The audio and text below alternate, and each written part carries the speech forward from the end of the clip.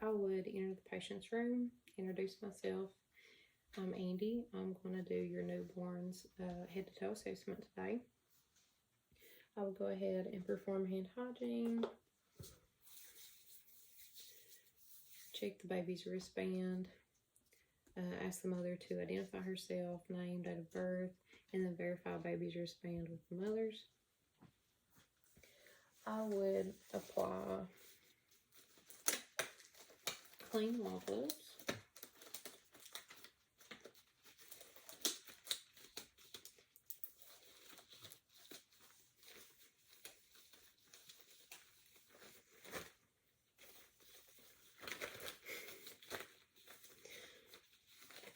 I would apply clean wall gloves and then go ahead and begin the assessment by listening to the baby's apical heart rate for 1 full minute.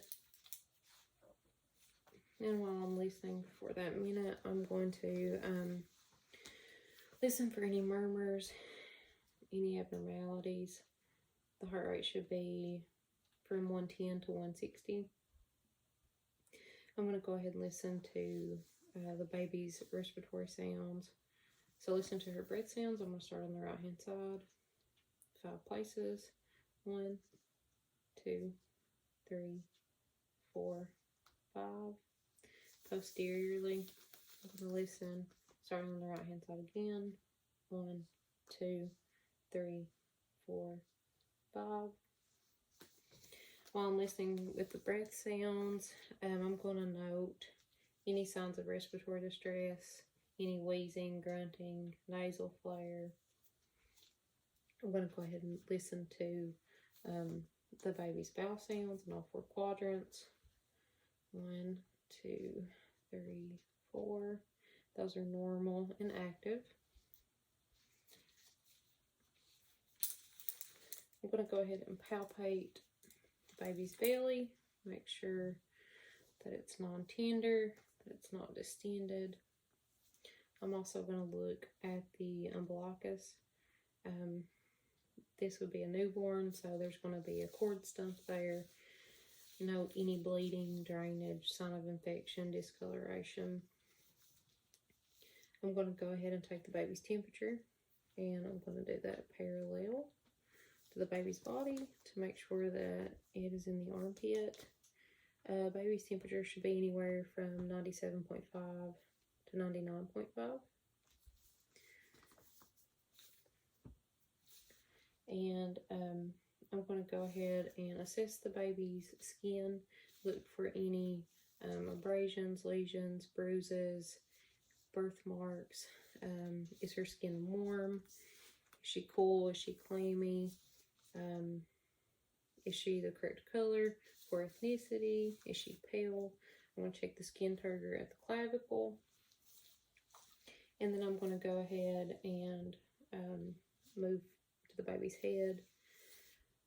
I'm going to check the baby's fontanelles, anterior and posterior. So anterior and posterior, they should be soft and flat. The baby should have equal hair distribution on the head.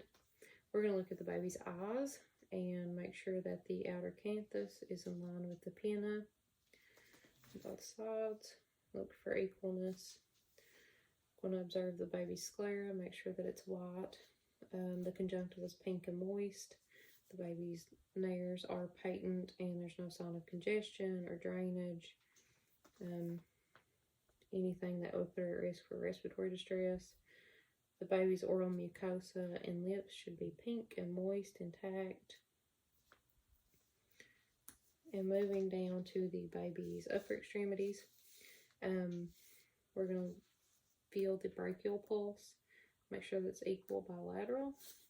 The baby's capillary reflexes, or refill times. Make sure that those are normal. And make sure that she's moving her upper extremities overall equal and moving them well. The baby's lower extremities, we're going to come down and feel the baby's femoral pulses. Make sure they're equal, normal, bilaterally. the baby's pedal pulses. Make sure that they're equal, normal, bilaterally. And also make sure that she's moving those lower extremities well, that she's kicking and moving equally. I'm going to go ahead and assess the baby's spine. Make sure that her spine is in line, that there's no sacral dimple or a patch of hair. For the baby's reflexes, starting with the rooting reflex, I could swap the baby's cheek with my finger and she should turn her head towards that finger. With the sucking reflex, I'm going to use a clean gloved finger, insert to the baby's mouth. The baby should suck. While I'm pulling that out, I'm going to feel, check for the hard and soft palates, make sure that they've fused. The plantar reflexes, under the baby's toes. The baby's toes should curl and grasp my finger, both sides, bilateral. The Babinski, from heel to the top of the foot. A swap should make the baby's toes fan outward, bilaterally. The baby should have palmar reflexes. She should grasp the fingers placed in her hand, equal, bilateral. And the Morrow reflex, so when stimuli is given, the baby should flail her arms out and bring them back midline. I'm overall going to look for her response to stimuli. Note that her cries are strong and blissful. And then I'm going to assess the baby's diaper area. This is a female baby. I'm going to go ahead and inspect her labia majora and labia minora. The majora should be bigger than the minora. There should be no abnormal discharge, and both sides should look the same. In a male patient that's been circumcised, I would assess the circumcision area, make sure there's no bleeding, drainage, foul smell, any sign of infection or adhesions. I am also going to check the infant's anus, make sure that it's patent.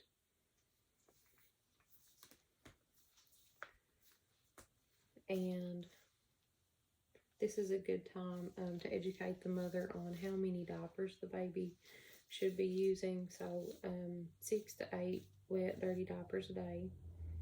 You should also ask the mother if the meconium has been passed. Ask her if it was black, tarry. Also, has she noticed a strange odor with the urine, or does it seem normal?